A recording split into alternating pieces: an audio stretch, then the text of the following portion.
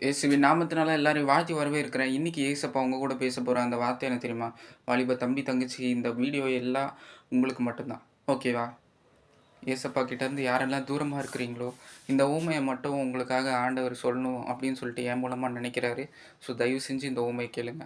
என்னன்னா, ஒருத்தர் இருந்தாரு. அவங்களுக்கு 2 பசங்க. அந்த 2 பசங்களும் அவர்கிட்ட தான் வேலை செய்றாங்க. அந்த 2 பசங்கள்ல ஒரு பையன், ஓகேவா? சின்ன பையன். அந்த அதாவது இளைய மகன், ஓகேவா? அந்த இளைய மகன் வந்து, "எனக்கு சேர வேண்டியது எல்லாத்தையும் குடுங்க. நான் வெளிய போறேன்" அப்படின்னு சொல்லிட்டு சொல்றான். சொன்னதுக்கப்புறமும் அவங்க அப்பா எதுவும் பேசாம, அவன எதுவும் திட்டாம, அவனுக்கு சேர வேண்டியது எல்லாத்தையும் தராரு. தந்ததுக்கப்புறம் அவன் சந்தோஷமா வெளிய போறான். வெளிய போயிட்டு அவன் ஒரு சுதந்திரவாளி மாரி வெளிய போறான். வெளிய போயிட்டு அவன் பண்ணக்கூடாத எல்லா பாவங்களையும் செய்றான். செய்யத்தகாத எல்லா தவறுகளையும் செய்றான். பானம் பண்றான், விபச்சாரம் செய்றான், குடிக்கிறான், என்னென்னமோ பண்றான். பண்ணதுக்கப்புறமா எல்லா ஆஸ்தி, அந்தஸ்து எல்லாமே அழிஞ்சு போச்சு. அவனுக்கு இருந்த எல்லாமே போயிடுச்சு. அதுக்கப்புறமா அவன் பன்னிங்களுக்கு தீவனம் போட போனான். அப்ப அந்த பன்னிங்களோட தீவனத்த சாப்பிடவும் அவன் மனதா இருந்தானாம். அப்ப நெனச்சானா, நான் என் அப்பாகிட்ட போனா, "அப்பா, உங்களுக்கு விரோதமா நான் பாவம் செஞ்சுட்டேன்ப்பா.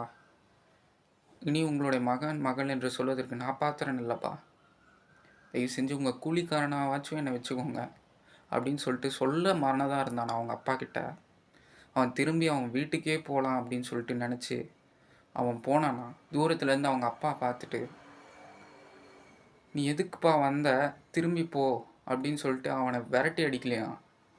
அதுக்கு பதிலா, "என் மகன் வந்துட்டான்" அப்படின்னு சொல்லிட்டு ஆனந்த கண்ணீரோட தான் பையன கட்டி புடிச்சு அணைச்சு முத்தம் குடுத்தாராம்.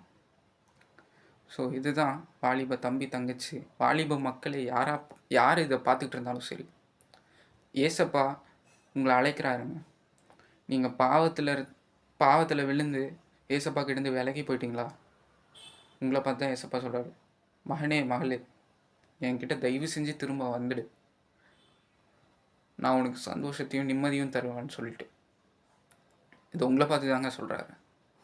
தயவு செஞ்சு ஏதாச்சும் பாவம் பண்ணி ஏசப்பா கிட்டேருந்து விலகிட்டீங்கன்னா, தயவு செஞ்சு போயிருங்க. அவர்கிட்ட போயிருங்க. என்னைக்குமே அவர் "எதுக்குடா நீ வந்த?" அப்படின்னு சொல்லிட்டு என்னைக்குமே அவர் சொல்லவே மாட்டார். உன்னை கட்டி அணைச்சு, உன்னை எப்படியெல்லாம் வரவேற்கணுமோ, எப்படியெல்லாம் சந்தோஷமா, ஆனந்தமா வரவேற்கணுமோ, அப்படிதான் வரவேற்பார். தயவு செஞ்சு அவர்கிட்ட போங்க. கர்த்தர் தாமே இந்த வார்த்தைகளை ஆசீர்வதித்து வழிநடத்துவாராக. ஆமென்.